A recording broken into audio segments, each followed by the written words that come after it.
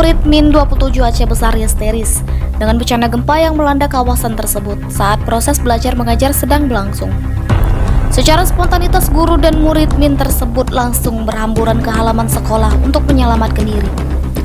Sebahagian guru terlihat berupaya menenangkan murid yang trauma dengan bencana. Bahkan beberapa murid juga ikut membantu mengevakuasi rekannya ke tempat yang aman. Adegan ini adalah drill gempa dan evakuasi mandiri yang dilakukan BPBD Aceh Besar bekerja sama dengan pihak sekolah dalam upaya membangun persiapan dan kesiapsiagaan dalam menghadapi bencana.